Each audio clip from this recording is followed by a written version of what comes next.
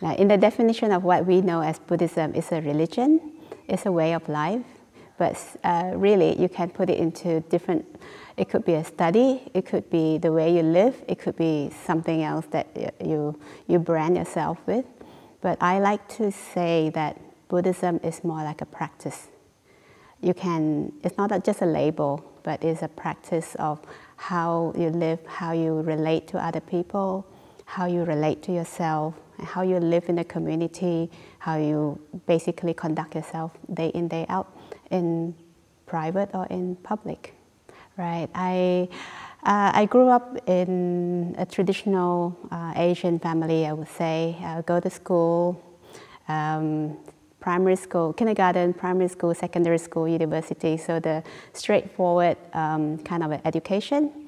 And I graduated, and then I got a job, and decided to climb the career path into as high as I could in the corporate world. So essentially, I've spent about over 2 decades in the workforce, mainly in the corporate world, multinational giants. So I have also basically achieved to my peak of what I wanted to. Towards the last few years before I left the workforce, I had very high responsibility financially at work. People responsibility, I was managing many teams across 6 countries. So also business responsibility to be able to bring in businesses, growing new territories. So basically it's what a typical corporate work life would be. And then I came to a junction where I thought that period of time that I could actually make a shift from what I was doing at that time to something totally different. It was a clear time where I could make that shift. So I decided I could carry on my career and do what I had been doing, or do completely different.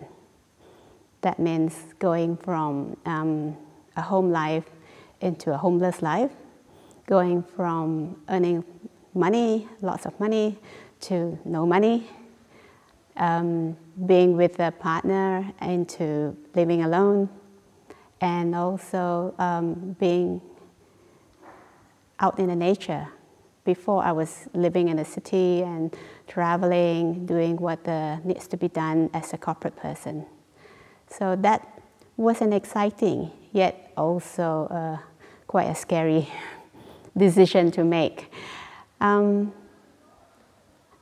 got the blessings of my family and my partner to try something different, and hence this is how I became attracted to the path of the Dhamma to become a nun.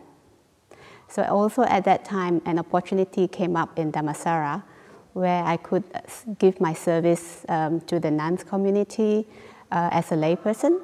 So I came in to stay.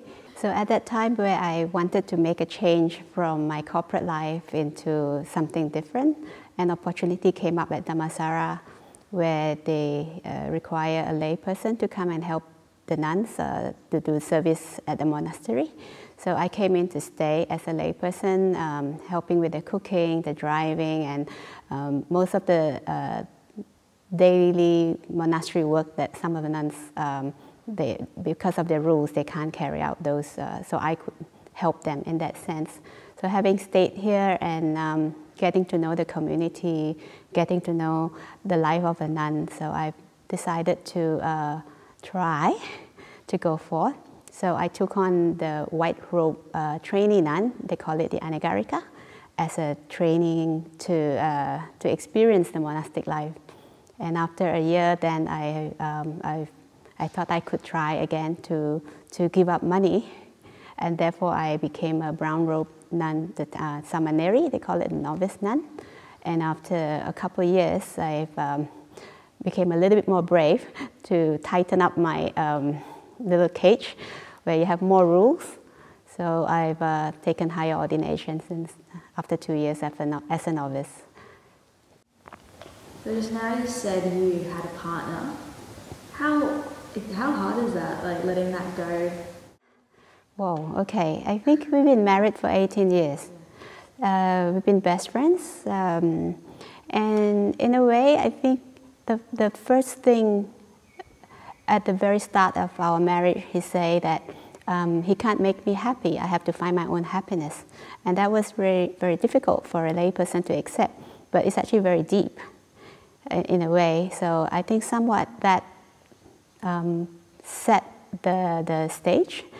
So when I wanted to try to go forth and I asked for his permission, it was a difficult thing to ask even, and it's probably more difficult for him to make that decision.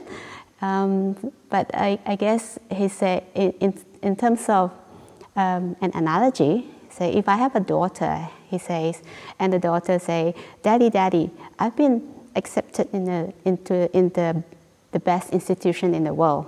All expenses paid, full board. Will I let my daughter go?" So in the same situation, he said, "Yes, go ahead." And it has been gradual in terms of letting go. It's not easy. We have been best friends. Sometimes good things are always difficult to let go. Bad things may be easier. So I'm working on that.